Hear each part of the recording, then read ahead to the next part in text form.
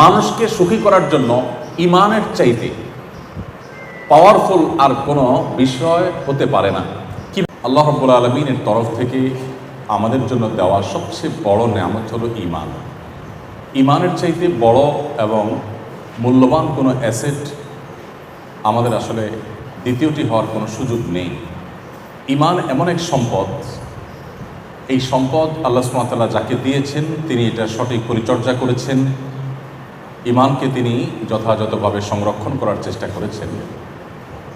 তিনি শুধুমাত্র আখিরাতে সুখী হয়েছেন তা নয়, দুনিয়াতেও তিনি সুখী। যদি ইমান সত্যিকার অর্থে আমরা বুঝে থাকি, ইমানকে যদি আমরা বুঝে শুনে পরিচর্যা করি এবং ধারণ করতে পারি, তাহলে আমাদের চাইতে সুখী মানুষ পৃথিবীতে আর কারোর হওয়ার কোনো সুযোগ নেই, কোনো পথ খোলা নেই। আমাদের সমস্যার বড় একটি জায়গা হলো যে আমরা বেশিরভাগ মুসলিম, যারা আমরা মুসলিম ভাই বোন, আমরা জন্মসূত্রে যারা মুসলমান, আমরা আসলে না ইমানটাকে বোঝার চেষ্টা করেছি কখনো, না ইমান সম্পর্কে ন্যূনতম কোনো ধারণা আমাদের মধ্যে তৈরি করেছি বা কোনো ধারণা আমরা রাখি। ইমানকে আমরা অনেকে মনে করি এটা নিছকই একটা এমন বিশ্বাসগত বিষয় যে বিষয়ের সপক্ষে কোনো যৌক্তিকতা নেই, যেটা আসলে যুক্তি নির্ভর নয়, এরকম বিষয়কে আমরা অনেকে ইমান মনে করি। অথচ ইমান যদিও আল্লাহ রাব্বুল আলামিন, আখিরাত, সমস্ত নবী রাসূলগণ, সমস্ত আসমানি কিতাব, তাকদীর ইত্যাদি বিষয়ের উপরে বিশ্বাস করার নাম, দৃঢ় বিশ্বাস করার নাম, কিন্তু এই বিশ্বাসগুলো একেবারে যুক্তিহীন, একেবারেই নিছকই বিশ্বাস নির্ভর, ব্যাপারটি সেরকম নয়। তবে হ্যাঁ, ইমান এটা শুধুমাত্র যুক্তির উপর দাঁড়িয়ে থাকা কোনো বিষয় নয়, তবে ইমানের প্রতিটি পয়েন্টের পেছনে রয়েছে অসংখ্য যুক্তি। আল্লাহ রাব্বুল আলামিন আমাদেরকে যে ইসলাম দিয়েছেন, এখানকার প্রতিটি বিষয়, প্রতিটি আদেশ, প্রতিটি নিষেধ, প্রতিটি পয়েন্ট, এগুলোর পেছনে রয়েছে বহুবিধ যুক্তি, যার কোনোটি হয়তো মানুষ আবিষ্কার করেছে 500 বছর আগে, কোনোটি হয়তো ইসলামের নবী করিম সাল্লাল্লাহু আলাইহি সাল্লামের যে আবির্ভাব তার 1000 বছর পর আবিষ্কৃত হয়েছে, কোনোটির যৌক্তিকতা প্রমাণিত হয়েছে আরও পর, কোনোটি হয়তো এখন থেকে আরও 200, 400, 500 বা 1000 বছর পর প্রমাণিত হবে। তবে এটুকু সত্য যে আল্লাহ রাব্বুল আলামিন যে আমাদের ইমান আনয়নের নির্দেশ করেছেন, এটা নিছকই আল্লাহর নির্দেশ, এর সপক্ষে বা এই ইমান আনয়ন করার পেছনে কোনো যুক্তি নেই, ব্যাপারগুলো সেরকম নয়। আমি সেদিকে দীর্ঘ আলোচনা যেতে পারবো না, কারণ আমাদের আর অনেক কথা বলতে হবে। শুধু একটি পয়েন্ট আমি বলতে চাই, ইমান বিল আখিরাহ বা আখিরাতের প্রতি বিশ্বাস পার্থিব জগৎই শেষ নয়, বরং পার্থিব জগতের পরের যে মৃত্যু পরবর্তী জীবন আসছে সেটি আসল জীবনের শুরু, এবং সেই জীবনের, সে জগতের কোনো শেষ নেই। এই যে পরকালের প্রতি বা আখিরাতের প্রতি ইমান, খোলা চোখে দেখলে মনে হয় বিষয়টি একেবারেই যুক্তিহীন বা যুক্তি নির্ভর নয়। আমরা যদি বিষয়টিকে এইভাবে দেখি যে একজন মানুষ পৃথিবীতে তিনি কোনোভাবে নির্যাতিত হয়েছেন, কোনোভাবে তার অধিকার ক্ষুণ্ণ করা হয়েছে, তিনি দুর্বল ছিলেন, কোনোভাবেই নিজের অধিকারকে তিনি প্রতিষ্ঠা করতে পারেননি। এই লোকটি সারা জীবন চাপে ছিলেন, প্রেশারে ছিলেন, জুলুম সয়ে সয়ে তাকে দুনিয়া থেকে চলে যেতে হয়েছে। এরকম বহু মানুষ নিশ্চয়ই আমাদের আশেপাশে আমরা খুঁজে পাবো। প্রশ্ন হলো, এই যে লোকটি নির্যাতিত হয়ে, নিষ্পেষিত হয়ে, জুলুমের শিকার হয়ে, অধিকার বঞ্চিত হয়ে নির্মমভাবে মৃত্যুকে তিনি বরণ করে দুনিয়া থেকে চলে গেলেন, এখানেই যদি সব কিছুর শেষ হয়ে যায়, এখানে যদি সব কিছুর পরিসমাপ্তি হয়ে যায়, তাহলে বিষয়টি এই দাঁড়ালো যে পৃথিবীতে কেউ জোর জবরদস্তি, কারোর জুলুম করার ক্ষমতা থাকলে তিনি সেটা করতেই পারেন, আর যে দুর্বল সে নিষ্পেষিত হবে, সে জুলুমের শিকার হবে, তার সান্ত্বনার কোনো জায়গা নেই। আর এই বিষয়টি পৃথিবীর কোনো সমাজে, কোনো মানুষের কাছে কোনো অবস্থাতেই গ্রহণযোগ্য হতে পারে না। এই প্রশ্নের উত্তর বা এই পরিস্থিতির থেকে উত্তরণের কোনো পথ যারা আখিরাতের প্রতি ঈমান আনে না বা আখিরাতে বিশ্বাস করে না, তাদের কাছে কিন্তু নেই। ঈমানদারের কাছে এর জবাব আছে যে একজন মানুষ তিনি দুনিয়াতে নির্যাতিত হয়ে যদি দুনিয়া থেকে চলে যান, আখিরাতে আল্লাহ রাব্বুল আলামিন তার প্রতি সুবিচার করবেন। সেখানে কারোর পেশি শক্তি, সেখানে কারোর লবিং, সেখানে কারোর কোনো অন্যায় আচরণ, কোনো কিছু করবার কোনো সুযোগ থাকবে না। অতএব যে নিষ্পেষিত হয়ে জুলুমের শিকার হয়ে দুনিয়া থেকে মৃত্যুবরণ করলেন, অধিকার বঞ্চিত হয়ে যে ব্যক্তিকে দুনিয়া থেকে যেতে হলো, তারও একটা সান্ত্বনার জায়গা থাকছে, ভরসার একটা জায়গা থাকছে, এবং সেটা বিহিত হবে। এজন্য আখিরাত বলতে কিছু একটা আছে, অনন্ত অসীমকালের যাত্রা, এটা সত্য, মহাসত্য। এই বিশ্বাসটাই বরং যৌক্তিক, এটাকে অবিশ্বাস করা বরং অযৌক্তিক। যদিও আমি আগে বলেছি যে ইসলামের কোনো বিষয় যুক্তির উপর দাঁড়িয়ে নেই বা যুক্তির উপর নির্ভর নয়, এমন নয় যে যুক্তির উপরে তাকে দাঁড়িয়ে থাকতে হয়েছে, বরং আল্লাহ রাব্বুল আলামিনের প্রত্যেকটা আদেশ, প্রতিটা নিষেধ, এর পেছনে বহুবিধ যুক্তি আছে। যুক্তি শুধুমাত্র সেগুলোকে দাঁড় করিয়ে রেখেছে তা নয়, যুক্তি তো আমাদের বিবেক প্রসূত, এটা পরিবর্তনশীল, এটা ভুল হতে পারে, সঠিক হতে পারে, এটা কোনো সঠিক বা ভুলের কোনো মানদণ্ড হতে পারে না। কিন্তু তারপরেও দিন শেষে একজন মুসলিম হিসাবে, একজন ইমানদার মানুষ হিসাবে আমাদের এটি জানা থাকা দরকার যে আল্লাহ রাব্বুল আলামিনের কোনো আদেশ নিষেধে আমাদেরকে তিনি অযৌক্তিকভাবে করেননি। হয়তো আমার কাছে অযৌক্তিক মনে হতে পারে, আমার পরের জেনারেশনের কাছে এটা যৌক্তিক মনে হতে পারে, এরকম বহুবিধ বিষয় আছে। তো যে কথাটি আমি বলছিলাম যে ঈমান হলো আমাদের সবচেয়ে বড় অ্যাসেট, সবচেয়ে বড় সম্পদ। মুশকিল হলো এই ঈমান আনতে আমাদের কষ্ট করতে হয়নি, আমরা জন্মসূত্রে মুসলমান, এজন্য ঈমানের কোনো ভ্যালু, এর কোনো মূল্য বা এর কোনো মর্যাদা আমরা বেশিরভাগ মুসলমানরা অনুধাবন করি না। যেহেতু আমার মা বাবা মুসলমান, একটা মুসলিম ফ্যামিলিতে, মুসলিম সোসাইটিতে আমার জন্ম হয়েছে, সেজন্য সেই সূত্রে আমি মুসলমান। ইসলামের জন্য আমার বিশেষ কোনো পরিশ্রম করতে হয়নি, কষ্ট করতে হয়নি, ইসলাম জানার চেষ্টা করে বুঝে আমাকে মুসলমান হতে হয়নি, এজন্য এটার কদর আমার খুব একটা নেই। এর বিপরীতে আমরা যে সমস্ত মানুষদেরকে দেখি তারা ইসলামে এসেছেন অন্য ধর্ম থেকে, ইসলামকে তারা স্টাডি করেছেন, পড়াশোনা করেছেন, গবেষণা করেছেন, ইসলামকে জানার চেষ্টা করেছেন, এরপরে তারা ইসলামে এসেছেন, এই মানুষগুলো ইসলামের ব্যাপারে খুবই সিরিয়াস। তারা ইসলামকে প্র্যাকটিস করেন জেনে বুঝে। তাদের ইসলাম প্র্যাকটিসটা আমাদের সাধারণ বা গতানুগতিক বা জন্মসূত্রে মুসলমানদের মতো গুরুত্বহীনতার সাথে সাধারণত হয় না। ব্যাপারটি অনেকটা সম্পদ আহরণ করার যে প্রক্রিয়া, সেটার সাথে তুলনাযোগ্য। কিছু মানুষ আছেন যারা ওয়ারিশ সূত্রে সম্পদ পান। ওয়ারিশ সূত্রে যে সমস্ত সম্পদ পান, সে সম্পদগুলো সাধারণত রক্ষণাবেক্ষণের ব্যাপারে ততটা সিরিয়াসনেস সন্তানদের মধ্যে থাকে না। আর যে সম্পদ মানুষ কষ্ট করে আহরণ করে, সে সম্পদের মর্যাদা তার কাছে অনেক বেশি থাকে, সেটাকে তিনি সংরক্ষণ করার অনেক বেশি সচেষ্ট থাকেন। আমরা অনেকে নিশ্চয়ই সেই উপমার কথা জানি যে সন্তান নিজের পরিশ্রমে, নিজের উপার্জনে কেনা চাদর, নিজের উপার্জনে কেনা জুতা, সেটা বাবার টাকায় কেনা চাদর দিয়ে মুছছেন। কারণ বাবার টাকায় কেনা চাদর, এটার প্রতি তার সেই শ্রদ্ধা বা তার সেই পরিশ্রম করে যে করতে হয়েছে, সেই ব্যাপারটি তার কাছে না থাকার কারণে তার কাছে তার কেনায়, তার পরিশ্রমে কেনা জুতার গুরুত্ব, মর্যাদা অনেক বেশি। কত কষ্ট করে তিনি এই টাকা সঞ্চয় করেছেন তিনি বুঝেন, এজন্য তিনি বাবার কেনার চাদর দিয়ে নিজের জুতা মুছতে কার্পণ্য করেন না।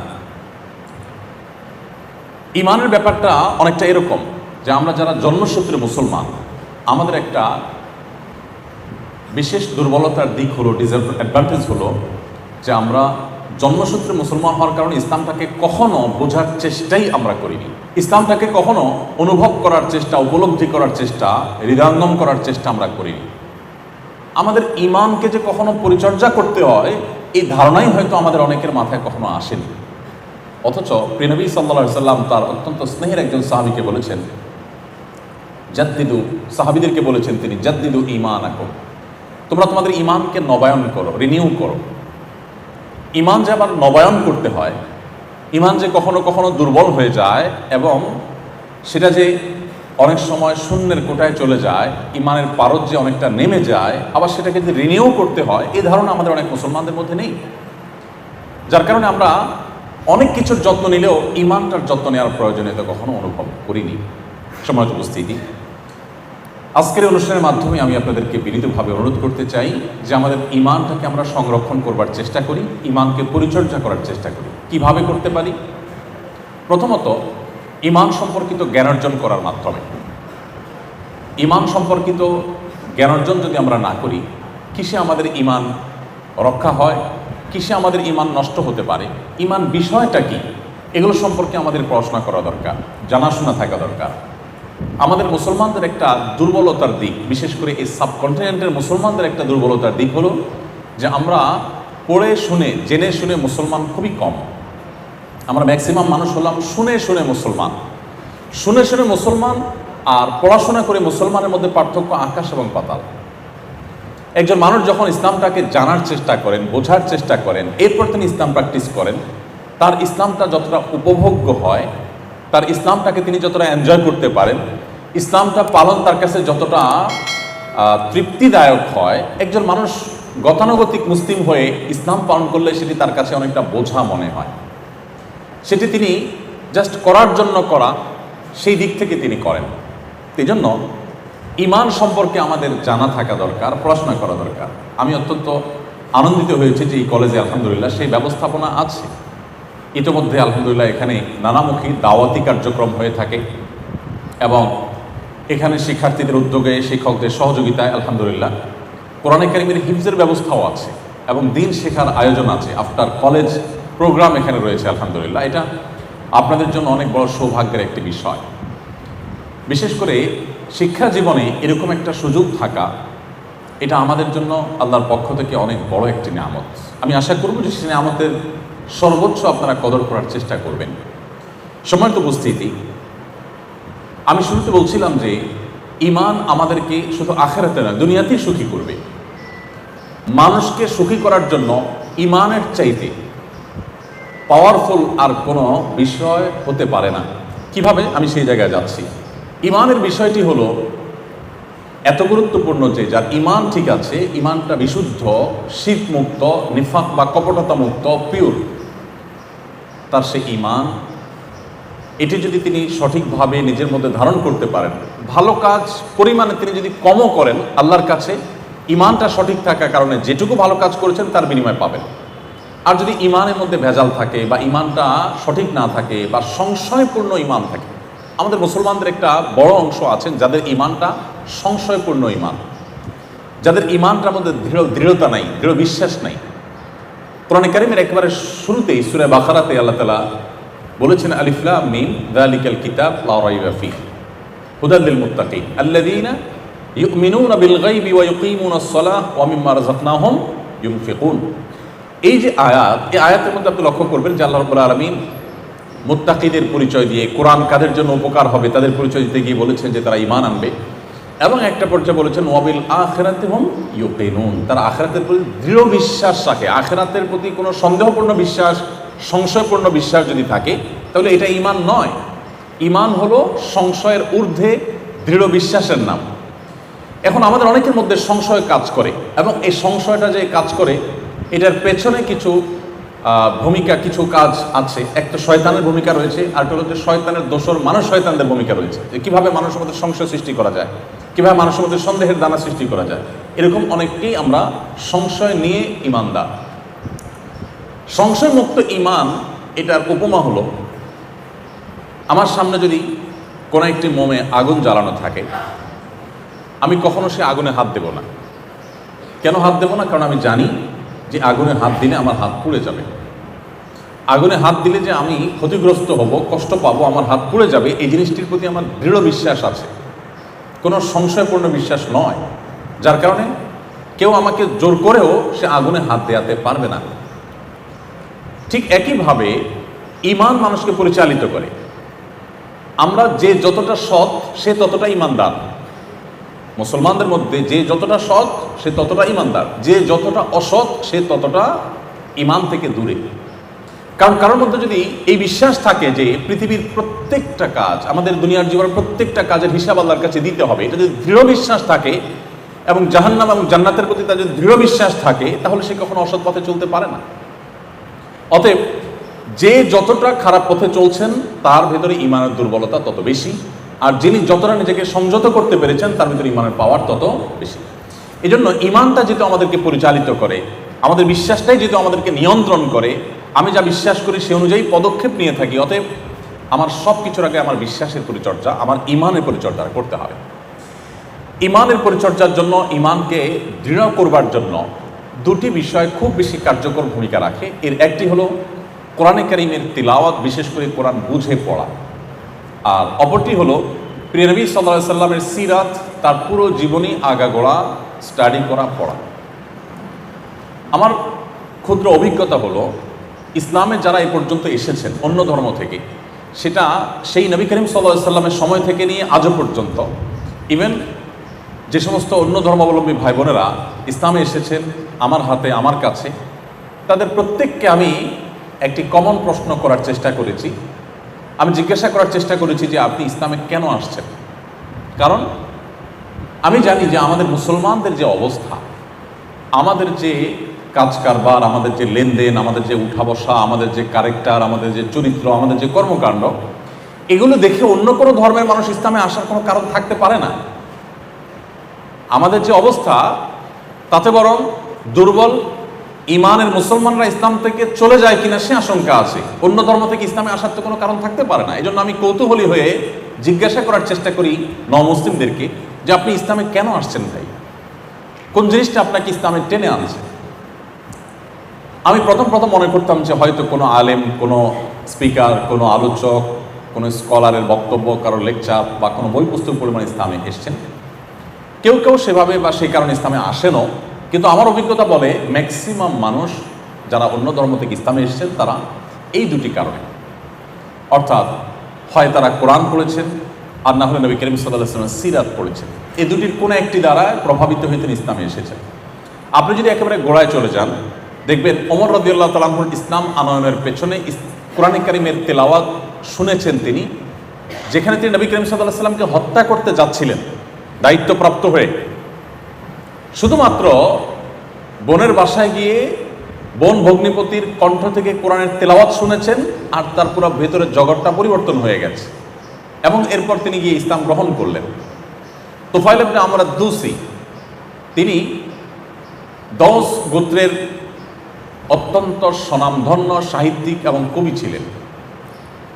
ইয়েমেনের মানুষ ছিলেন। ইয়েমেন শুধু নয়, তখনকার আরব বিশ্বে, বিশেষ করে মক্কায় অনেক বড় বড় নেতা এবং সাহিত্যিকদের কাছে তিনি অত্যন্ত পপুলার এবং জনপ্রিয় একজন সাহিত্যিক ছিলেন, গবেষক ছিলেন। তুফাইল ইবনে আমর আদ-দৌসি এসেছেন ওমরা করতে, ওমরা বা হজ করতে এসেছেন। মক্কায় আসার পর মক্কায় থাকা তার বন্ধুরা বললেন, দোস্ত, ওমরা বা হজ করতে আসছো ভালো কথা, খবরদার, আমাদের এখানে একটা লোক, তার নাম মোহাম্মদ, তার কাছে আল্লাহর পক্ষ থেকে নাকি ওহী আসে, সে সেগুলো যখন তেলাওয়াত করে, এগুলো যখন মানুষ মনোযোগ দিয়ে শুনে, এগুলোর অর্থ অনুধাবন করে, তখন মানুষ সেখানে তার কাছে নত হয়ে যায় এবং বাপদাদার ধর্ম, শিরক যেটা মূর্তি পূজা ইত্যাদি, সেগুলো ছেড়ে ইসলামে চলে আসে। তো তুমি একজন সাহিত্যিক মানুষ, বুদ্ধিজীবী মানুষ, গবেষক, লেখক মানুষ, তুমি বিপদগামী হও, তুমি বাপদাদার ধর্ম থেকে বিচ্যুত হও, এটা আমরা চাই না। সো তুমি একটা কাজ করবে, যতক্ষণ তুমি কাবায় থাকবে, মক্কায় হারাম শরীফে থাকবে, ততক্ষণ তোমার দুই কান বন্ধ করে রাখবে, যেভাবেই হোক, যাতে তোমার কানে ওই মোহাম্মদের যে কোরআন, এটার তেলাওয়াত তোমার কানে আসতে না পারে। বন্ধুদের পরামর্শ অনুযায়ী উনি দোনো কান বন্ধ করার ব্যবস্থা করলেন, তুলা বা কিছু একটা দিয়ে দোনো কান একেবারে এমনভাবে বন্ধ করলেন যে খুব মনোযোগের সাথে না শুনলে কোনো কথা শোনা যাবে না। বেশ কিছুক্ষণ এভাবে থাকার পর, যেহেতু শিক্ষিত মানুষ, তার মনে হলো যে আমি কি এত আনপড় জাহেল যে কেউ কিছু বলবে আর তার মন্ত্রে মুগ্ধ হয়ে আমি তার অনুসারী হয়ে যাব? এত অশিক্ষিত তো আমি না, আমার তো যথেষ্ট সেন্স আছে, নিজের যথেষ্ট জ্ঞান আছে। সো আমি শুনি, যদি কোনো কিছু আমার কানে আসে শুনি, দেখা যাক। উনি এরপর সব কিছু খুলে ফেলে দিলেন, এবং সৌভাগ্যবশত যথা আপনার সন্দেহ সেটি বাস্তবায়ন হলো, এবং যথা আশঙ্কা তারা করেছিলেন সেটি বাস্তবায়ন হলো, এবং তার তার কানে কোরআনে কারীমের তেলাওয়াত ভেসে আসলো। কিছুটা শোনার পর, যেহেতু সাহিত্যিক মানুষ, তিনি বুঝলেন যে এটা আসলে কোনো মানুষের কথা হতে পারে না, বা মানুষ এই ধরনের কথা বলতে পারে না। তিনি তখন অনেকটা ব্যাকুল হয়ে গেলেন মুহাম্মদ সাল্লাল্লাহু আলাইহি ওয়াসাল্লামের সাথে সাক্ষাৎ করবার জন্য। কিন্তু মুশকিল হলো, মক্কার বড় বড় নেতারা, যারা তার দোস্ত বন্ধুবান্ধব, তারা যদি শুনে যায় তাহলে মান সম্মান যাবে, তারা তাকে হ্যাও করবে, হাসাহাসি করবে, তুমিও ধরা খেলে। এই জন্য আলী রাদিয়াল্লাহু তাআলা আনহুকে খুঁজে বের করে তার সাথে চুক্তি করলেন যে তুমি আমাকে মুহাম্মদের কাছে নিয়ে যাবে, এবং এমনভাবে যাবে যে আমি তোমার সাথে যাচ্ছি এটা যেন কেউ টের না পায়। তুমি সামনে সামনে যাবে, আমি অনেক দূর থেকে তোমাকে ফলো করব। যদি ইতিমধ্যে কোনো নেতা, নেতৃস্থানীয় কোনো ব্যক্তি এসে যায় যারা আমাকে চিনে, আমি বাইরে থেকে ওমরা করতে আসছি, আমাকে জানে, যারা আমার পার্সোনালিটি যারা জানে, তারা কেউ যদি এসে যায়, আমি জুতা সারার ভান করে বসে যাব, তুমি তোমার হাঁটা কন্টিনিউ করবে। ভাবটা এমন হবে যে তোমার সাথে আমার কোনো সংযোগ নেই। এইভাবে করতে করতে নবী করিম সাল্লাল্লাহু আলাইহি সাল্লামের কাছে গেলেন। এরপর যাওয়ার পর ইসলাম গ্রহণ করলেন। ইয়ামানের প্রথম ব্যক্তি যিনি ইসলাম গ্রহণ করেন এবং তার মাধ্যমে পুরো ইয়েমেন ইমানের আলো দ্বারা আলোকিত হয়। কারণ হিসাবে ভূমিকা রেখেছে এই কোরআন। এই কোরআন আমরা আজও পড়ি, কিন্তু তোফায়েল ইবনে আমর আদ-দৌসি যে মুহূর্তের কোরআন তেলাওয়াতের কারণে তার পরিবর্তন এসেছে। আমাদের 30 পারা কোরআন বারবার শুনছি, বারবার তেলাওয়াত করছে, আমাদের মধ্যে পরিবর্তন আসছে না। এর অন্যতম একটা বড় কারণ হলো কোরআন বোঝার কোনো চেষ্টা আমাদের মধ্যে নেই। আমরা আমাদের আসুন্নাহ ফাউন্ডেশন থেকে 2024 থেকে 2025-এর রমজানের মধ্যবর্তী এই 12 মাস পুরো বছরটাকে আমরা কোরআন বর্ষ ঘোষণা করে সারা দেশের সর্বস্তরের মানুষকে কোরআনে কারিম বুঝে পড়ার প্রতি আমরা উদ্বুদ্ধ করে একটা প্রতিযোগিতার ঘোষণা দিয়েছি এবং সেই প্রতিযোগিতায় আমরা 15 লক্ষ টাকার পুরস্কার ঘোষণা করেছি। এবং প্রথম, দ্বিতীয়, তৃতীয় যারা হবেন তাদের জন্য রয়েছে সম্পূর্ণ বিনা খরচে ওমরার ব্যবস্থা। 6 ধাপে পরীক্ষাটা হচ্ছে। প্রথম 5 ধাপে 6 পারা করে, মাত্র 2 মাস সময় 6 পারা। আপনি আপনার নিজ দায়িত্বে কোরআনটা তর্জমায় কোরআন দেখে দেখে আপনি পড়বেন। কোনো জায়গায় সংশয় থাকলে স্থানীয় আলেমদের শরণাপন্ন হবেন। শুধুমাত্র তর্জমা, কোনো তাফসীর থেকে প্রশ্ন হবে না। তর্জমা যদি কেউ বুঝে পড়ার চেষ্টা করেন, 2 মাস পর, যেমন এই যে মে মাসের শেষ শুক্রবার বাদ ফজর আমাদের প্রথম ধাপের প্রথম 6 পারার পরীক্ষা হবে। ইতিমধ্যে একটা মক এক্সাম আমরা নিয়েছি, যাতে করে প্রশ্নের ধরন নিতে পারেন সবাই, এখানে অংশগ্রহণ করতে পারেন। আমরা বিজয়ীদেরকে পার্সোনাল লাইব্রেরি এবং ফ্যামিলি লাইব্রেরি নামে 2টি বিশেষ এবং ব্যতিক্রমধর্মী পুরস্কারের ব্যবস্থা রেখেছি। 50,000 টাকার বই, ফ্যামিলি লাইব্রেরি। একটা বাসার মহিলা থেকে নিয়ে শিশু পর্যন্ত কার কী ধরনের বই প্রয়োজন, শিশুর জন্য কোন কোন বই দরকার, মায়েদের জন্য কী কী বই দরকার, সেটা ইসলামিক পার্সপেক্টিভ থেকে বেসিক্যালি, এর বাইরে আরও যা জানা দরকার, কমপ্লিট একটা ফ্যামিলির একটা আদর্শ লাইব্রেরিতে যা থাকা দরকার সেটা আমরা অনেক গবেষণা করে, অনেক পরিশ্রম করে বের করে পুরস্কার হিসাবে দিচ্ছি। কারণ গতানুগতিক যে পুরস্কার আছে, এর বাইরে আমরা এমন কিছু দিতে চাচ্ছি যে পুরো ফ্যামিলিকে আলোকিত করবে। যাই হোক, তো আপনাদেরকে আমি উদাত্ত আহ্বান করবো যে কোরআন জানবার যে প্রয়োজনীয়তা আছে আমাদের ইমানকে বৃদ্ধি করবার জন্য, সেই প্রয়োজনীয়তা পূরণ করার একটা সুবর্ণ সুযোগ এটি। পড়াশোনার ফাঁকে ফাঁকে আমরা চাইলে এই কম্পিটিশনে আমরা অংশগ্রহণ করতে পারি এবং আমাদের ইমানকে আমরা বৃদ্ধি করতে পারি। তো আমি যেটি বলছিলাম যে কোরআন থেকে মানুষ ইসলামে এসেছে এর সংখ্যা ম্যাক্সিমাম, অর্থাৎ যত মানুষ ইসলামে এসেছে তার বেশিরভাগ মানুষই কিন্তু ইসলামে এসেছেন কোরআনের কারণে, আর অবশিষ্ট মানুষগুলো দেখবেন সিরাতের কারণে। আপনি মদিনাতে, মক্কায় যারা ইসলাম গ্রহণ করেছেন, এই যে লক্ষাধিক সাহাবী ইসলাম গ্রহণ করেছেন, তাদের জীবনে যদি আপনি স্টাডি করেন, আপনি দেখবেন যে বেশিরভাগ মানুষ ইসলাম গ্রহণ করেছেন প্রিয় নবী সাল্লাল্লাহু আলাইহি ওয়াসাল্লামের ব্যক্তিত্বে মুগ্ধ হয়ে। এবং একজন বন্দী মদিনার এক খুঁটির সাথে তাকে বেঁধে রাখা হয়েছিল। একটি গোত্র নেতা, গোত্রের প্রধান ছিলেন তিনি। ঘটনা আপনারা অনেকে পড়েছেন বিভিন্ন বই পুস্তকে। নবী করিম সাল্লাল্লাহু আলাইহি ওয়াসাল্লাম ওই বন্দীর কাছে এসে তার সাথে কুশল বিনিময় করলেন, তুমি কেমন আছো কি। লোকটি বেশ ক্রুদ্ধ হয়ে নবী সাল্লাল্লাহু আলাইহি ওয়াসাল্লামের সাথে একরকম অসৌজন্যমূলক জবাব দিলেন, কথাবার্তা বললেন। নবী সাল্লাল্লাহু আলাইহি ওয়াসাল্লাম খুব ধৈর্যের পাহাড় ছিলেন। তার জীবনে এত ঘাত প্রতিঘাত এসেছে যে জন্মের আগে থেকে জীবনে চ্যালেঞ্জ শুরু হয়েছে। জন্মের আগে থেকে, দুনিয়ায় আসার আগে থেকে চ্যালেঞ্জের শুরু। তিনি যখন মাতৃগর্ভে তখনই বাবাকে হারিয়েছেন, চ্যালেঞ্জ সেখান থেকে শুরু। এরপরে জন্মের পরপর যখন এখনও তার শৈশব পার করতে পারেন নাই, তখনই তার মাকে হারালেন। এরপর যখন কৈশোরে পা দিলেন, মোটামুটি একটু বুঝতে শিখলেন, তার একমাত্র আশ্রয়ের জায়গা ছিল দাদা আব্দুল মুত্তালিব, তাকেও হারালেন। এরপর যখন তার পরবর্তী আশ্রয়স্থল ছিল তার চাচা আবু তালেব, কিছুদিন যেতে না যেতেই যখন একের পর এক মানুষ শত্রুতা শুরু করলো, চতুর্পাশ থেকে আক্রমণ আসতে লাগলো, মক্কায় তার বেঁচে থাকাটাই যখন দায় হয়ে গেল, ঠিক এরকম কঠিন সময়ে তার সর্বশেষ আশ্রয়দাতা আবু তালেবকেও তিনি হারালেন। এবং এরকম কঠিন একটি সময়ে তার জীবনের অন্যতম ভরসার জায়গা তার স্ত্রী উম্মুল মুমিনিন খাদিজা রাদিয়াল্লাহু তাআলাকেও হারালেন। জন্মের আগে থেকে মাথায় বিপদ করে নিয়ে এসে জন্মের পর প্রতিটি পদক্ষেপে বিপদ একটির পর একটি তার সামনে এসেছে, মুখোমুখি হয়েছেন এবং এত চ্যালেঞ্জের বাধা পাহাড় মাথা নিয়ে সামনে অগ্রসর হয়েছেন। এরপর মক্কায় যে অবশিষ্ট দিনগুলো ছিল সেগুলো ছিল নির্যাতনের, নিষ্পেষণের, সেগুলো ছিল জুলুমের, সেগুলো ছিল ভয়ঙ্কর। 3 বছর লাগাতার অবরোধ তার প্রতি এবং তার অনুসারীদের প্রতি, যারাই ঈমান এনেছে তাদের প্রতি। সে অবরোধ এর ধরন কেমন ছিল? আজকাল যে পৃথিবীতে অবরোধ দেওয়া হয়, এটা সেরকম অবরোধ ছিল না, এর চাইতে অনেক বেশি ভয়ঙ্কর ছিল। তাদের সাথে মক্কার কোনো মানুষ কথা বলতো না। মুসলমান হয়েছেন তো হাতে গোনা কয়েকজন, আর পুরা মক্কা নগরীর যে শত শত হাজারো মানুষ, কেউ তাদের সাথে কথাও বলতেন না, কোনো কিছু তাদের কাছে বিক্রি করতেন না, তাদের কাছ থেকে কিনতেন না। আমরা একটু যদি চিন্তা করি যে এই ধরনের অবরোধ যদি এই যুগে হয়, মানুষের হয়তো বিকল্প বহু পথ মানুষের কাছে খোলা থাকতে পারে, কিন্তু যখন মক্কার মতো জায়গায়, যেখানে কোনো ফল ফসল তেমন একটা হয় না, সম্পূর্ণই মরুভূমি, রুক্ষ একটি জায়গা, পাহাড়ি একটা এলাকা, সেখানে যদি সমাজের সর্বস্তরের মানুষ সামান্য কয়েকজন মানুষের সাথে এই ধরনের অবরোধ করে এবং সেই অবরোধটা যদি টানা 3 বছর কন্টিনিউ করে, তাহলে পরিস্থিতি কতটা ভয়াবহ হতে পারে। সাহাবীদের ক্ষেত্রে, প্রিয় নবী সাল্লাল্লাহু আলাইহি ওয়াসাল্লামের ক্ষেত্রে সেটাই হয়েছিল। আপনারা জানেন, সিরাত গ্রন্থগুলো যারা পড়েছেন তারা বলতে পারবেন যে ওই সময়টাতে মুসলমানরা, সাহাবীরা জীবন বাঁচাবার জন্য গাছের লতা পাতা খেতে হয়েছে, এমন এমন জিনিস খেতে হয়েছে যেটা মানুষ সাধারণত খায় না, খেতে পারে না, শুধুমাত্র জীবন রক্ষা করবার জন্য। এরকম ভয়ঙ্কর অবরোধ করা হয়েছে। তাকে হত্যা করবার জন্য একাধিক উদ্যোগ নেওয়া হয়েছে, বারবার উদ্যোগ নেওয়া হয়েছে।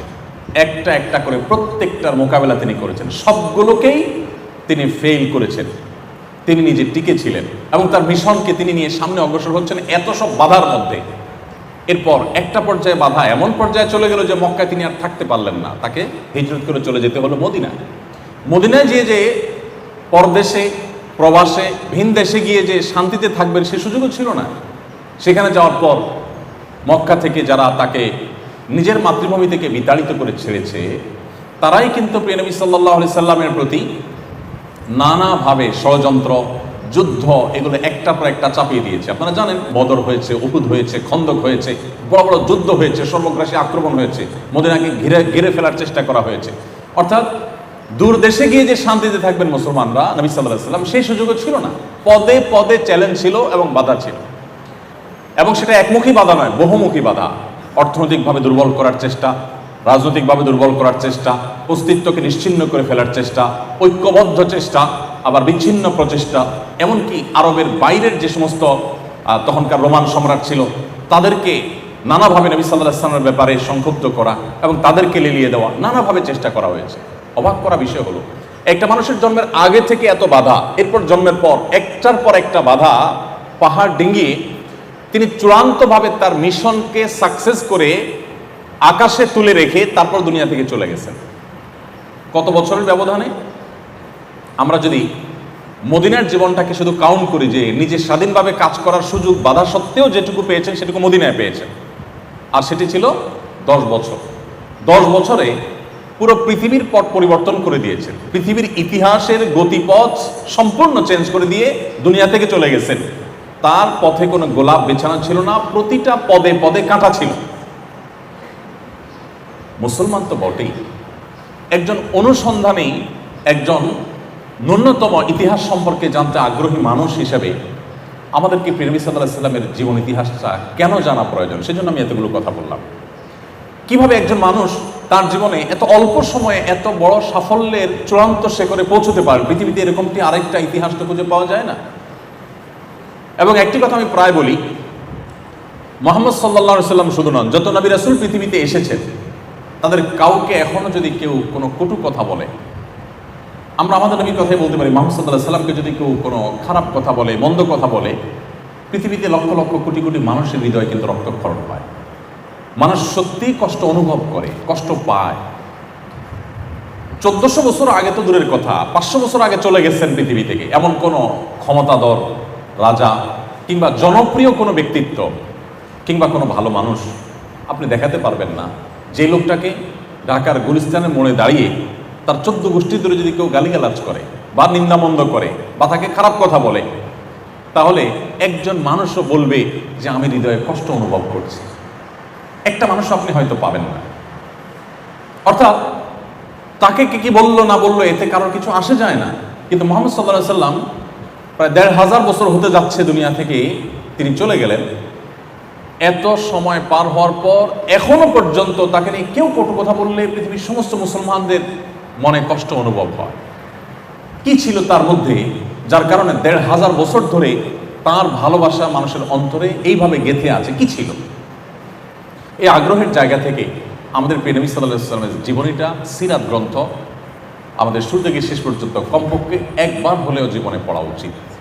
আমি কথা বলছিলাম ঈমান প্রসঙ্গে, যে আমাদের ঈমানকে যদি আমরা নবায়ন করতে চাই, শক্তিশালী করতে চাই, ঈমানকে যদি আমরা পরিচর্যা করতে চাই, আমি যদি শুনে শুনে মুসলমান না হয়ে বুঝে শুনে মুসলমান হতে চাই, তাহলে আমাকে কোরআন পড়তে হবে বুঝে, এবং সিরাত পাঠ করতে হবে নবী সাল্লাল্লাহু আলাইহি ওয়াসাল্লামের। এ দুটি, এর কোনো বিকল্প পথ কিন্তু নেই। আপনি সিরাতের প্রতিটি পদে পদে দেখবেন আপনার ঈমান বৃদ্ধি পাচ্ছে। আমি শুধুমাত্র একটি এক্সাম্পল দিই। নবী করিম সাল্লাল্লাহু আলাইহি ওয়াসাল্লাম স্বপ্নে দেখলেন মদিনায় আসার পর যে তিনি তার সাহাবীদেরকে সাথে নিয়ে মক্কায় গিয়ে ওমরা করছেন, তওয়াফ করছেন, সাই করছেন, ওমরার কার্যক্রমে আছেন, ইহরামরত আছেন। এটা তিনি স্বপ্নে দেখলেন। আর নবীদের স্বপ্ন কিন্তু আমাদের মতো নয়। নবীদের স্বপ্নটা ওহী, অর্থাৎ এটা আল্লাহর পক্ষ থেকে প্রত্যাদেশ। তিনি যেটা স্বপ্নে দেখেন এটা বাস্তব। তিনি স্বপ্ন দেখার পর সাহাবীদেরকে বললেন যে দেখো, আমি তো স্বপ্নে দেখেছি যে আমরা সবাই ওমরা করব, মক্কায় যাব। তার মানে আল্লাহ তাআলা ইন্ডিকেট করছেন যে আমাদের মক্কায় যাওয়া উচিত, আমাদের ওমরা করা উচিত, আমরা ওমরা করব, যেহেতু আমি দেখেছি স্বপ্ন। এটাই বাস্তব হবে। নবীদের স্বপ্ন অন্য সাধারণ মানুষের মতো নয়। সাহাবীরা যথারীতি প্রস্তুতি নিলেন, উনিও প্রস্তুতি নিলেন। সবাই ইহরাম করে চলে গেলেন ওমরার উদ্দেশ্যে, এবং নবী করিম সাল্লাল্লাহু আলাইহি ওয়াসাল্লাম পরিবারের সদস্যরাও সাথে ছিলেন। হাজার হাজার সাহাবীদেরকে নিয়ে ওমরার উদ্দেশ্যে চলে গেলেন। হুদায়বিয়া নামক জায়গা যাওয়ার পর তাকে সেখানে বাধা দেওয়া হলো, এবং মক্কার মুশরিকরা তাকে ঢুকতে দিলেন না। এবং শেষ পর্যন্ত বহু আলোচনা পর্যালোচনার পর ঐতিহাসিক হুদায়বিয়া সন্ধি চুক্তি সেখানে হয়। সেই চুক্তি অনুসারে প্রথম কথাই হলো যে তোমরা যারা এবছর ওমরার জন্য এখানে এসেছ, অলরেডি তারা ইহরাম করে এসেছেন, এবং ওমরার পরে তারা আল্লাহর শুকরিয়া আদায় করবার জন্য যে যে কার্যক্রম আছে সবগুলোর প্রস্তুতি তারা নিয়ে এসছেন, সব সাথে আছে, এবং এহরামরত আছে। যারা মক্কায় গেছেন, মদিনায় গেছেন, ওমরা বা হজ করেছেন, তারা জানেন যে এহরাম এর পোশাক পরার পর মানুষের মনোজগতের মধ্যে কেমন একটা আকুলতা আসে, কেমন ব্যাকুল অবস্থা তৈরি হয়, কিরকম আবেগঘন একটা পরিবেশ তৈরি হয়। ঠিক এই সময়টা যদি কাউকে বলা হয় যে আপনি রিটার্ন চলে যান, আপনাকে ওমরা করতে দেওয়া হবে না, এই কষ্টটা কোন মাত্রার হতে পারে সেটা বলাই বাহুল্য। যাই হোক, সাহাবীরা সবাই একবারে মক্কার কাছাকাছি চলে গেলেন, হুদায়বিয়া চলে গেলেন, এহরামরত আছেন। ওই মুহূর্তে মক্কার মুশরিকদের সাথে চুক্তি হলো যে না, তোমরা এই বছর রিটার্ন যাবে, তোমাদেরকে মক্কায় ঢুকতে দেওয়া হবে না, আগামী বছর তোমরা ওমরা করবে। এখন যারা এই বছর বাধা দিয়েছে, সামনের বছর যে বাধা দিবে না তার কোনো গ্যারান্টি নেই, বাট চুক্তি হয়ে গেছে, উভয় পক্ষ থেকে স্বাক্ষর হয়ে গেছে। সাহাবীদের মনের অবস্থা বলাই বাহুল্য, খুব মনোবেদনায় আছেন। নবী করিম সাল্লাল্লাহু আলাইহি ওয়াসাল্লাম নির্দেশ করছেন, সাহাবীদের মধ্যে সেটা কোনো মানে অ্যাক্টিভিটিস দেখা যাচ্ছে না, সেটা পালন করার কোনো মানসিকতা দেখা যাচ্ছে না। নবী সাল্লাল্লাহু আলাইহি ওয়াসাল্লাম নিজেও চিন্তিত হয়ে পড়লেন যে কি ব্যাপার, যে সাহাবীরা আমার নির্দেশ দেওয়ার আগে তারা প্রস্তুত থাকে, এখন তারা কোনো কথাই মানছে না। সবাইকে বলা হচ্ছে মাত্র চুল চেঁচে ফেলার জন্য যে ওমরার সর্বশেষ কার্যক্রম, যদিও তো অসাই করি নেই, যেহেতু বাধাগ্রস্ত হয়েছে, আমরা মাথা চুল চেঁচে হলক করে আমরা ফেরত যাব। সাহাবীরা কেউ চাচ্ছেন না। নবী করিম সাল্লাল্লাহু আলাইহি ওয়াসাল্লাম চিন্তিত হয়ে পড়লেন। এই যে একটা কঠিন সময়, এই কঠিন সময়ে আমরা হলে কি করতাম, একটু যদি আমরা ভাবি, আমরা হলে কি করতাম? সবার মধ্যে এই প্রশ্ন আসতো। আমরা খুব ভদ্রতার সাথে হলেও বলতাম, হে আল্লাহর রাসূল, আপনি না স্বপ্নে দেখেছেন যে আমরা ওমরা করছি, এবং সেই স্বপ্নের বাস্তবায়নের জন্য আপনি আমাদের নিয়ে এসেছেন। এখন দেখা গেল যে কই, আমরা ওমরা তো করতে পারছি না, আপনি বলছেন ফেরত যেতে, তাহলে আপনার স্বপ্ন বাস্তবায়ন হলো কই? নবীদের স্বপ্ন তো ভুল হয় না, তো আপনি সত্য নবী হয়ে থাকলে এটা কিভাবে হলো? নিশ্চয়ই আমরা এরকম প্রশ্ন করতাম। সাহাবীদের কারণ মনে হয়তো এই প্রশ্ন আসে নাই। ঐতিহাসিকগণ হুদায়বিয়ার ঘটনার বর্ণনা উল্লেখ করতে গিয়ে কোনো সাহাবীর এরকম কোনো মন্তব্য দেখাতে পারেননি, কারণ মনে এরকম সন্দেহ ছিল না। আমি যে সন্দেহের ঊর্ধ্বে থেকে ঈমান, সন্দেহাতীত ঈমান, দৃঢ় বিশ্বাসের যে ঈমান, সেটার কথা বলছিলাম, এটা হলো তার এক্সাম্পল। আপনি যখন সিরাত পড়বেন তখন দেখবেন যে এরকম একটা পরিস্থিতি তৈরি হয়েছে যে ঈমান চলে যাওয়ার উপক্রম, ঈমান থাকার কথা নয়, কিন্তু সাহাবীদের ঈমান সম্পূর্ণ অটল ছিল। তারা বিশ্বাস করতেন মুহাম্মদ সাল্লাল্লাহু আলাইহি ওয়াসাল্লাম যা বলেছেন সেটা সত্য। আমার চোখ যদি দেখে তার বিপরীত কি, যেটা আমার চোখ মিথ্যা, সেটা হয়তো প্রমাণ হতে পারে এক সময় যে আমার চোখ মিথ্যা দেখেছে, ভুল দেখেছে, কিন্তু তিনি ভুল বলতে পারেন না। সাহাবীদের সে বিশ্বাস ছিল। পরবর্তী দেখা গেল কি, 1 বছর পর তারা ঠিকই মক্কায় গিয়ে তারা ওমরা করলেন। শুধু ওমরা করলেনই তা নয়, তারা 1 বছরের ব্যবধানে তারা পুরো মক্কাকে বিজয় করলেন, জয় করলেন। তো নবী করিম সাল্লাল্লাহু আলাইহি সাল্লামের স্বপ্ন যেটা তিনি দেখেছেন, সাহাবীদেরকে সেই স্বপ্ন বাস্তবায়ন করার জন্য সাথে নিয়ে গেছেন, বাধাগ্রস্ত হয়ে ফিরে এসেছেন। আমরা হলে অনেকে সেখান থেকেই বেঈমান হয়ে যেতাম, কিন্তু সাহাবীদের ঈমান এত বেশি অটল ছিল যে কোনো কিছু সেটা থেকে তাদেরকে টলাতে পারে নাই। সম্মানিত উপস্থিতি, এই জন্য আপনাদেরকে আমি অনুরোধ করলাম যে আমাদের ঈমানকে পরিচর্যা করবার জন্য জীবনে একবার হলেও কোরআনের শুরু থেকে শেষ পর্যন্ত একটু বুঝে পড়া এবং নবী করিম সাল্লাল্লাহু আলাইহি সাল্লামের সিরাত গ্রন্থ, তার জীবনী গ্রন্থ, কমপক্ষে একটি জীবনী গ্রন্থ শুরু থেকে শেষ পর্যন্ত একবার পড়া, এই দুটি বিষয় আমাদের ঈমানকে বৃদ্ধি করতে, ঈমানকে মজবুত এবং স্ট্রং করতে অনেক বেশি সহযোগিতা করবে ইনশাআল্লাহ তাআলা। এর পাশাপাশি আপনারা যারা বিদায়ী শিক্ষার্থী, বিদায়ী ব্যাচ আছেন, আপনাদেরকে আমরা বলতে চাই যে আপনারা যখন কর্মের জগতে প্রবেশ করবেন, সেরকম জগতে প্রবেশ করার পর অনেক প্রতিকূল পরিবেশে আপনাদেরকে পেয়ে বসবে। এরকম প্রতিকূল পরিবেশে আপনার ঈমানকে ধরে রাখার জন্য আপনার প্রয়োজন হবে বিশেষ বিশেষ প্রচেষ্টা। এর ভিতরে একটা হলো যেটা আমি বললাম যে কোরআন এবং সিরাত, এই দুটিকে আপনি আঁকড়ে ধরবেন এবং ভালো করে পড়বেন। ভালো করে পড়লে সবচেয়ে বড় লাভ হবে যে আপনার ইসলামটাকে আপনি এনজয় করতে পারবেন। ইসলামটা আপনি শুধুমাত্র আন্ধাধুন্ধা ইসলাম বা যা শুনে শুনে ইসলাম পালন করার যে বিষয় সেখানে থাকবে না। আপনি ইসলামটা বুঝে বুঝে ইসলাম গ্রহণ করলে বা ইসলাম পালন করলে প্রতিটা ইবাদতে আপনি আলাদা তৃপ্তি অনুভব করবেন ইনশাআল্লাহ তাআলা। সেই সাথে দ্বিতীয় যে বিষয়টি আমি বলতে চাই তা হলো ইসলামটা আমাদের শেখা দরকার। ঈমানকে পরিচর্যা তো আমরা করবোই, এর পাশে ইসলামটা শেখার চেষ্টা করব। ইসলাম শেখার ব্যাপারে আমাদের তেমন কোনো প্রচেষ্টা দেখা যায় না। আমরা শুনে শুনে মুসলমান বেশিরভাগ ক্ষেত্রেই যা সবাইকে করতে দেখছি আমরা তাই করছি। আমাদের ইসলাম নিয়ে পড়াশোনা খুব একটা করা হয় না। আমরা ইসলামটা শেখার জন্য যদি ভালো ভালো কিছু বই পড়ি, যেমন ডক্টর খন্দকার আব্দুল্লাহ জাহাঙ্গীর রাহিমাহুল্লাহ ইসলাম বিশ্ববিদ্যালয় কুষ্টিয়ার আল হাদিসের প্রফেসর ছিলেন, মারা গেছেন। স্যার বেশ কিছু বই আছে একেবারে ইসলামের বেসিক বিষয়গুলো জানার জন্য অনেক বেশি উপকারী। এই বইগুলো যদি আপনার কাছে থাকে, আপনি যদি পড়েন, এরকম আর অনেক বই আছে যে বইগুলো আমাদেরকে ঈমানের বেসিক বিষয়গুলো, ইসলাম বেসিক বিষয়গুলো জানতে সহযোগিতা করবে। এগুলো যদি আমার কাছে থাকে এবং পুরো বই যদি আমি ভালো করে পড়ি, অনেকগুলো কোর্স আছে, যেমন আপনাদের এখানে আফটার কলেজ কোর্স আছে, আমি শুনলাম এই কোর্সটা সম্পর্কে আমি জানি, খুবই সুন্দর এবং চমৎকার একটি কোর্স।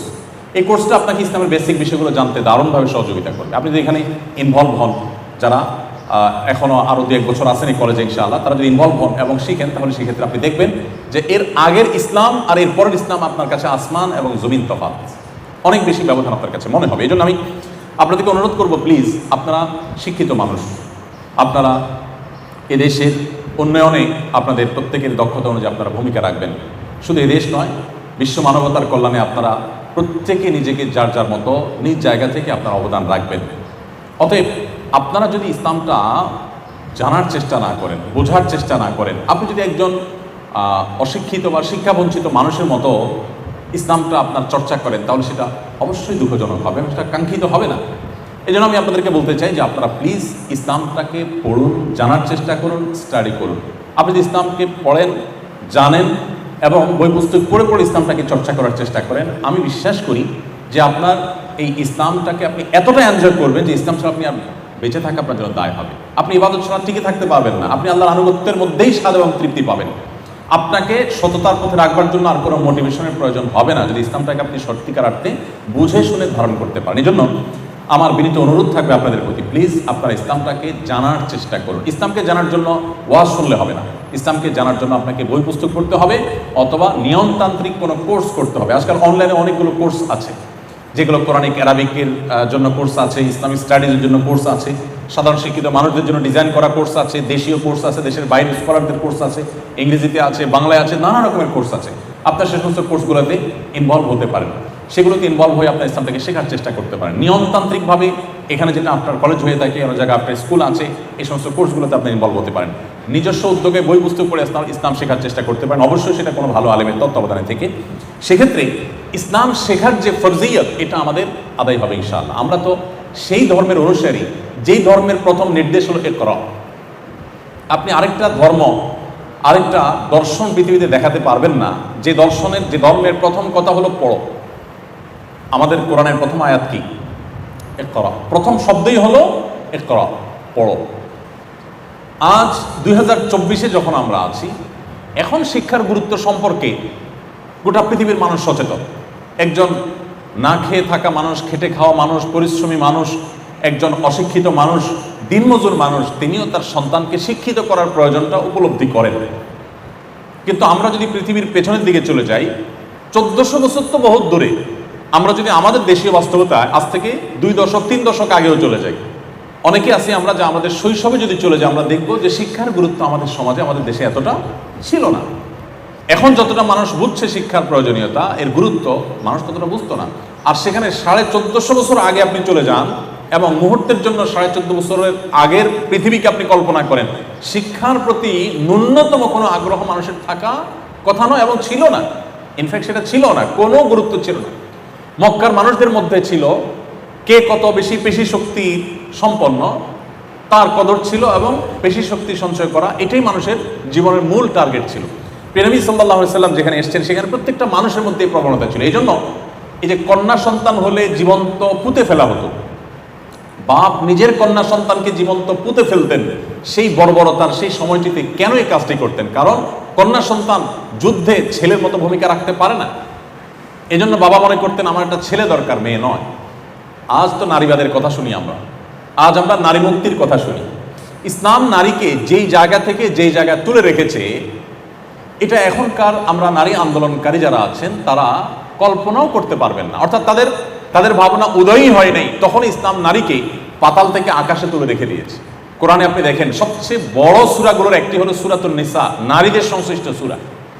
নবী করিম সাল্লাল্লাহু আলাইহি সাল্লামের একাধিক হাদিস রয়েছে নারীদের মর্যাদা সম্পর্কে, যে কোনো বাবা কোনো মা যদি তার সন্তান, 2টি কন্যা সন্তান হয়, তাদের যদি লালন পালন করে, সঠিকভাবে পরিচর্যা করে, কোনো প্রকার বৈষম্য না করে সন্তানদের মধ্যে। দেখুন এখন জাতিসংঘ আমাদেরকে সন্তানদের মধ্যে বৈষম্য যেন না হয়, ছেলে মেয়ের মধ্যে যেন বৈষম্য না হয়, এটা শেখাচ্ছে। 1450 বছর আগে মুহাম্মদ সাল্লাল্লাহু আলাইহি ওয়াসাল্লাম শিখিয়ে গেছেন যে কোনো প্রকার বৈষম্য যদি করা না হয় তাহলে ওই বাবা মার জন্য জান্নাত অবধারিত। এখানে ছেলে যদি কেউ 1 ডজনও জন্ম দেয় এবং তাদের সঠিক পরিচর্যা করে, তাদের জন্য আলাদা কোনো ফজিলতের কথা কোনো হাদিসে বলা হয় না, বাট মেয়েদের জন্য বলা হয়েছে যে মেয়ে সন্তানকে যদি পরিচর্যা করে, তাদেরকে রক্ষণাবেক্ষণ, তাদের সেবা যত্ন দিয়ে, শিক্ষা দিয়ে মানুষ করে তুলে, কোনো প্রকার বৈষম্য না করে, ওই বাবা মার জন্য নবী সাল্লাল্লাহু আলাইহি ওয়াসাল্লাম জান্নাতের গ্যারান্টি দিয়েছে। তার মানে কি দাঁড়ালো? মেয়েদেরকে যখন মেয়ে হিসেবে জন্মগ্রহণ করাটা যখন অপরাধ ছিল, বাবা নিজের কন্যা সন্তানকে যখন পুঁতে ফেলতো জীবন্ত, ওই সমাজে এসে শুধুমাত্র মৃত্যুর হাত থেকে রক্ষা করার, বেঁচে থাকার অধিকারই এনে দেন নাই, সমাজের সবচেয়ে মর্যাদার সাথে বেঁচে থাকার অধিকার মুহাম্মদ সাল্লাল্লাহু আলাইহি ওয়াসাল্লাম এনে দিয়েছেন, যখন এই নারীবাদের জন্ম হয়নি। আপনি পরিবেশের কথা বলবেন, আজ ফ্যাক্টরি রেভলিউশনের পর পৃথিবীতে পরিবেশ বিপর্যয় শুরু হয়েছে। তার আগ পর্যন্ত পৃথিবীতে পরিবেশ বিপর্যয়ের কথা মানুষ চিন্তাও করতে পারতো না। অর্থাৎ মানুষ ভাবেইনি কখনো যে পরিবেশ এভাবে বিপর্যস্ত হতে পারে, এতটা বিপর্যয়ের মুখোমুখি হতে পারে। এখন ফ্যাক্টরি রেভলিউশনের পর গোটা পৃথিবীতে পরিবেশ বিপর্যস্ত হচ্ছে, পরিবেশ বিপর্যয়ের মুখোমুখি হচ্ছে আমরা। এখন এসে পৃথিবীর মানুষ উপলব্ধি করেছে যে প্রচুর বৃক্ষরোপণ করা দরকার, বনায়ন করা দরকার, গাছপালা ধ্বংস করা বন্ধ করা দরকার, এগুলো মানুষ বুঝছে। এখন অনেক বেশি আমাদের বৃক্ষরোপণের গুরুত্ব ইত্যাদি এই সমস্ত সবক আমাদেরকে নিতে হয় বিভিন্ন সংস্থা থেকে, বৈশ্বিক এবং দৈশিক বিভিন্ন সংস্থা থেকে। মজার বিষয় হলো প্রিয় নবী সাল্লাল্লাহু আলাইহি সাল্লাম সেই 1450 বছর আগে আমাদেরকে বৃক্ষরোপণ করার পরে এত বেশি গুরুত্ব আরোপ করেছেন যে তিনি বলেছেন কারোর হাতে যদি কোনো গাছের চারা থাকে, তিনি চারাটি লাগাতে যাচ্ছেন আর দেখতে পাচ্ছেন যে ইসরাফিল সিংহে ফুৎকার দিচ্ছেন, এখনই সকল প্রস্তুতি সম্পন্ন, তার মানে মহাপ্রলয় হবে, এই পাহাড় সব কিছু তুলার মতো উঠতে থাকবে, ধ্বংস হয়ে যাবে গোটা সৃষ্টি জগৎ, তাহলে এই চারা পুঁতে তো লাভ নেই। নবী সাল্লাল্লাহু আলাইহি সাল্লাম বলেছেন এমতো পরিস্থিতিতেও সেই চারা হাতে নেওয়া ব্যক্তি যেন তার চারাটি মাটিতে পুঁতে, ধ্বংস যদি হয়েও যায় যাক, তার চেষ্টা যেন সে করে, তার পদক্ষেপ নিতে যেন সে কার্পণ্য না করে। পরিবেশ রক্ষার রক্ষা নিয়ে যাদের কনসার্ন আছে, যারা এটা নিয়ে আন্দোলন করছেন, তারা কেউ হয়তো এতটা বৃক্ষরোপণের গুরুত্ব এতটা জোর দিয়ে বলার সুযোগও এখনো পান নাই। এবং এখন পরিবেশ রক্ষার ব্যাপারে, নারীদের অধিকার রক্ষার ব্যাপারে আরো নানা রকম যে বিষয়গুলো আছে, এগুলোর ব্যাপারে কথা বলা অনেক সহজ, কারণ সেরকম যথেষ্ট কারণ আছে যে পরিবেশ রক্ষা করতে হবে। নবী সাল্লাল্লাহু আলাইহি ওয়াসাল্লাম যখন বলেছেন তখন তো পরিবেশ বিপর্যয়ের মুখোমুখি হয় নাই, তখন এই কথা বলা এটা ছিল মিরাকল, এটা তার নবী হওয়ার প্রমাণ যে অনাগত পৃথিবীতে যে সমস্যাগুলো হবে, যে সংকটগুলো হবে, সেগুলোর সমাধান তিনি তখনই বলে গেছেন, শুধু ইমপ্লিমেন্ট করার অভাব ছিল। আমরা যদি ইসলামটাকে একটু স্টাডি করি, একটু পড়াশোনা করার চেষ্টা করি, জানার চেষ্টা করি, তো আমার ইসলাম কতটা উপভোগ্য হবে, এটা আমার জন্য কতটা তৃপ্তিদায়ক হবে, এটা আমার জন্য কতটা আনন্দের হবে সেটা আমি কোনো ভাষায় ব্যক্ত করতে পারবো না। এই জন্য সম্মানিত উপস্থিতি, ইসলামকে জানার চেষ্টা করা আমাদের দরকার, এবং জেনে শুনে যখন ইসলাম গ্রহণ করব, আমরা ইসলামকে পালন করব, সেই ইসলামটা সম্পূর্ণই ব্যতিক্রম হবে। আপনারা, আবারও বলছি, আপনারা শিক্ষিত মানুষ, আপনারা জাতির ভবিষ্যৎ, আপনারা আমাদের প্রিয় স্বদেশ, প্রিয় মাতৃভূমির উন্নয়ন, গোটা বিশ্ব মানবতার উন্নয়নে আপনারা ভূমিকা রাখবেন। আপনারা যদি আপনাদের ইসলামটা অন্য সাধারণ মানুষ যারা ইসলামকে না জেনে, না বুঝে, পড়াশোনা না করে জাস্ট দেখে দেখে ইসলাম পালন করছে, তাদের মতো আপনি ইসলাম পরিচর্যা করেন বা ইসলাম জানার চেষ্টা করেন, ইসলাম চর্চা করেন, তাহলে সেটা হবে খুবই দুঃখজনক অধ্যায়। অতএব আমি আপনাদেরকে বলতে চাই, ইমানকে পরিচর্যার পাশাপাশি আসুন আমরা ইসলাম শেখার চেষ্টা করি, ইসলাম জানার চেষ্টা করি। এখন থেকে আপনি কিছু বই পুস্তক কিনে সেটা পড়া শুরু করে দেন, এবং কোনো জায়গায় সংশয় হলে আপনি কোনো আলেমের শরণাপন্ন হন, এবং কোনো না কোনো কোর্সে ইনভলভ হয়ে ইসলাম শেখার চেষ্টা শুরু করে দিন।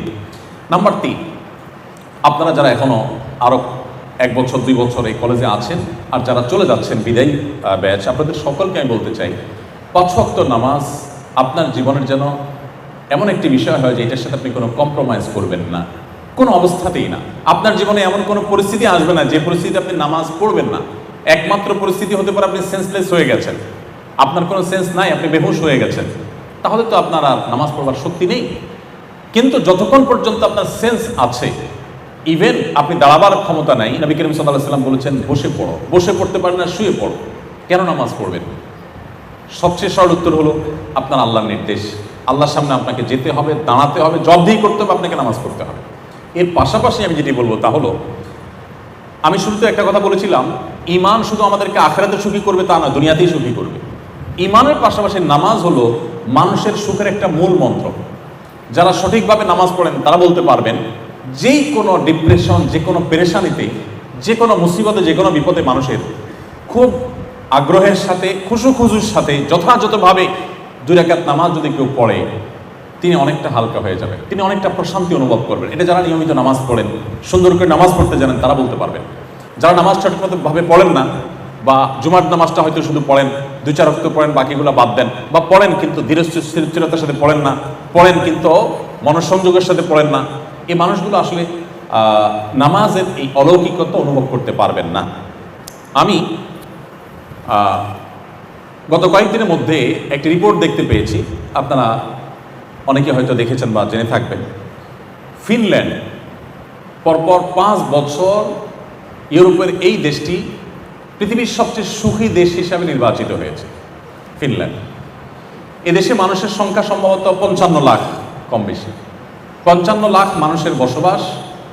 এই দেশটিকে বলা হচ্ছে পরপর 5 বছর তারা পৃথিবীর সবচেয়ে সুখী দেশ। কেন সবচেয়ে সুখী দেশ? তার অনেক কারণ আছে।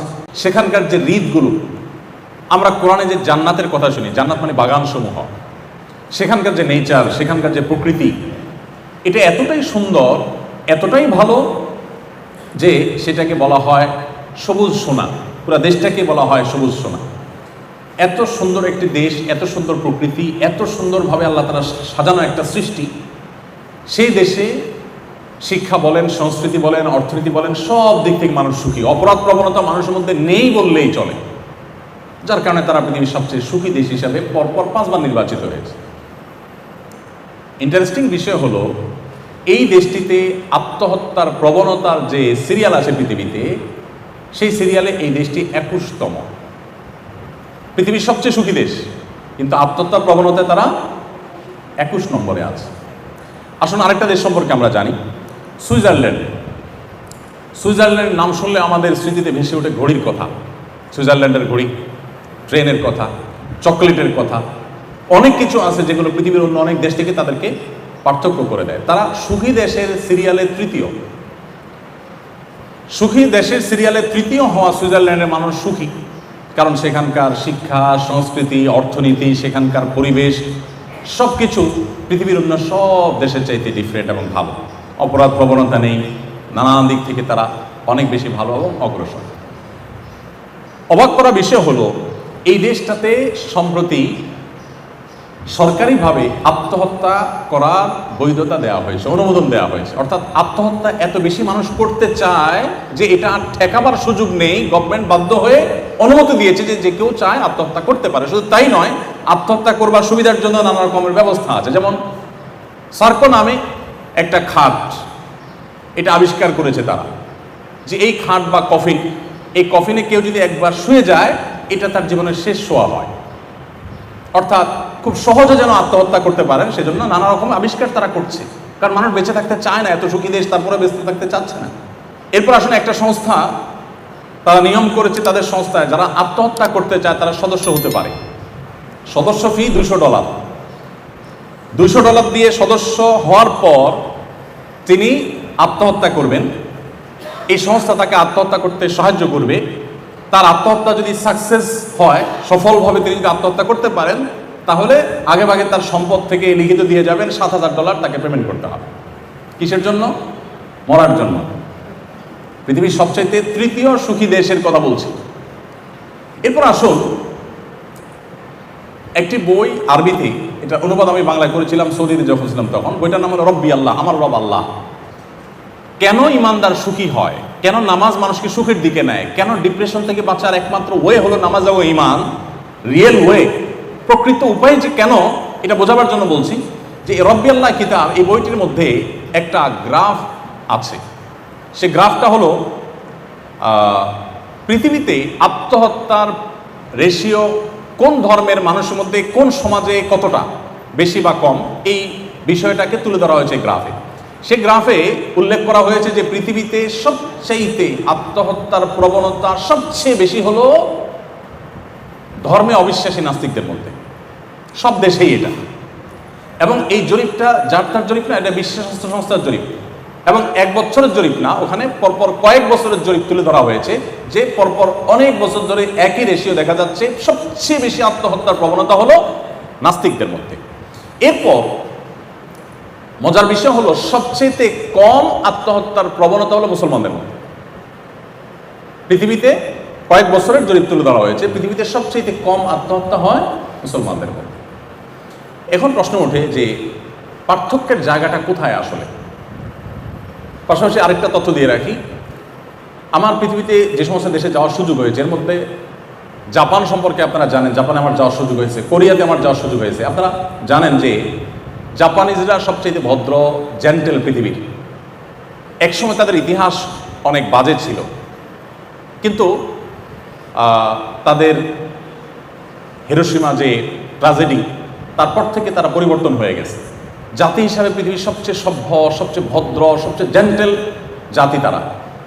এবং জাপান থেকে ঘুরে আসার পর বেশ কিছুদিন যাবত আমি একাধিকবার গিয়েছি, যেবারই গিয়েছি সফর শেষ করে দেশে আসার পর আমার নিজেরই আচার আচরণের মধ্যে এক ধরনের পরিবর্তন আমি লক্ষ্য করতাম। অফিসে যখন স্টাফদের সাথে কথা বলতাম, আস্তে আস্তে কথা বলতাম। বাসায় যখন কথা বলতাম পরিবারের সদস্যদের সাথে, ধীরে ধীরে কথা বলতাম। কারণ ওখানে ওই যে মানুষ ফিস করে কথা বলে, কেউ কারো দ্বারা যেন ডিস্টার্ব না ফিল না করে, কেউ কারো দ্বারা কষ্ট না পায়, এতটা জেন্টেল তারা। বেশ কিছুদিন তাদের মধ্যে থাকলে, দোকানপাট, রাস্তাঘাটে গেলে নিজের মধ্যে একটা পরিবর্তন চলে আসে, এই লেভেলের জেন্টেল। এবং তথ্য প্রযুক্তিতে তারা কতটা এগিয়ে ছিল তার বলার অপেক্ষা রাখে না। আপনারা ইঞ্জিনিয়ারিং কলেজের স্টুডেন্ট, আপনাদের আরও ভালো জানা থাকার কথা। এই জাপানিজদের মধ্যে আত্মহত্যার প্রবণতা সবচাইতে বেশি। কোরিয়ানদের মধ্যে আত্মহত্যার প্রবণতা সবচাইতে বেশি। এত বেশি আত্মহত্যার প্রবণতা এমনকি জার্মানিদের মধ্যে। ওই রব্বি আল্লাহ বইয়ের মধ্যে লেখা আছে যে অস্ট্রেলিয়াতে একটা ব্যাগ আবিষ্কার করা হয়েছে, লাইফ ব্যাগ না কি যেন নাম। এটা জাস্ট সেট করবে আর আত্মহত্যা হয়ে যাবে। আত্মহত্যার জন্য যে কত রকমের কসরত এবং প্রচেষ্টা। এখন আমার প্রশ্ন হলো, পৃথিবীর সবচাইতে সুখী দেশ, পৃথিবীর সবচাইতে আপনার সুন্দর দেশ হওয়ার পরও মানুষ বেঁচে থাকতে চাচ্ছে না কেন? কারণ একটাই, যে সব কিছুই আছে, মানসিক প্রশান্তিটা আসলে নেই। নবী করিম সাল্লাল্লাহু আলাইহি ওয়াসাল্লাম বলেছেন, লাইসাল গিনা বিকাসরাতিল আরদ। পৃথিবী তথ্য প্রযুক্তির উন্নতির চরম শিখরে পৌঁছে যেতে পারে, নানা রকমের আবিষ্কার দিয়ে পৃথিবীর মানুষের জীবনযাত্রাকে পানির চাইতে সহজ করে ফেলা হতে পারে, বাট এর কোনোটি মানুষকে সুখী করবে না, এর কোনোটি মানুষকে মানসিক প্রশান্তি এনে দিবে না। ওয়ালাকিন্নাল গিনা গিনান নাফস। নবী করিম সাল্লাল্লাহু আলাইহি ওয়াসাল্লাম বলেছেন, এই সচ্ছলতা, এই উন্নয়ন, এটা আসলে প্রকৃত সচ্ছলতা নয়। আসল এবং প্রকৃত সচ্ছলতা হলো মানুষের মানসিক প্রশান্তি। একজন মানুষ তার তেমন কিছু নেই কিন্তু তিনি মানসিকভাবে খুবই সুখী, এ লোকটা সত্যিকারের সুখী। আরেকজনের সবই আছে বাট মানসিকভাবে তিনি সুখী নন, এ লোকটা প্রকৃত অর্থে সুখী নন। আমাদের দেশের কথা যদি আমরা বলি, আমি কিছুদিন আগে বগুড়া গিয়েছি, একজন ডক্টর চিকিৎসক তিনি আমাকে এসে বললেন যে ভাই, আমাদের এই বগুড়াতে গেল কয়েক বছরে আত্মহত্যার প্রবণতা খুব ভয়ঙ্করভাবে বেড়ে চলেছে এবং রেশিওটা এতটাই বৃদ্ধি পেয়েছে যে এটা রীতিমতো ভাববার মতো। এই বিষয়ে আপনি কিছু বলেন। আপনারা অনেকেই জানেন যে করোনাকালীন সময়ে শুধুমাত্র বিশ্ববিদ্যালয়ের শিক্ষার্থীদের মধ্যে যে পরিমাণ আত্মহত্যার ঘটনা দেখা গেছে এক বছরে, সেটা এর আগে 10 বছরেও দেখা যায়নি। এবং দিন যত যাচ্ছে আমাদের মধ্যে এই প্রবণতা বাড়ছে। কেন বাড়ছে? দিন থেকে, ইসলাম থেকে আমরা দূরে সরছি। যতটা দূরে সরবো তত বেশি আমাদের অশান্তি আমাদেরকে ঘিরে ধরবে। ডিপ্রেশন এখন ঘরে ঘরে, ডিপ্রেশন এখন জনে জনে, এখন প্রতিটা মানুষ কম বেশি ডিপ্রেশন। আমরা যদি আমাদের শৈশবে ফিরে চলে যাই, আমরা দেখব আমাদের বাচ্চারা, আমাদের আশপাশের মানুষগুলো এত ভালো ছিলেন না, এত সুখে ছিলেন না। আমরা আমাদের দেশের বাস্তবতা যদি চলে যাই, 2 দশক 3 দশক আগে আমাদের দেশে এত কলেজ ইউনিভার্সিটি ছিল না, এত আপনার রাস্তাঘাটের এত উন্নয়ন ছিল না, আমাদের দেশে অনেক কিছুই ছিল না, কিন্তু মানুষগুলো তুলনামূলকভাবে এখন থেকে অনেক বেশি হ্যাপি ছিলেন, সুখী ছিলেন। আত্মহত্যা এটা কালে ভদ্রে হতো, এখন যেরকম দেখা যাচ্ছে সকাল বিকাল এরকম হতো না। এর অন্যতম কারণ হলো তাদের ভিতরে ইসলামের চর্চা কিছুটা হলেও ছিল, যেটা এখন একেবারেই নাই।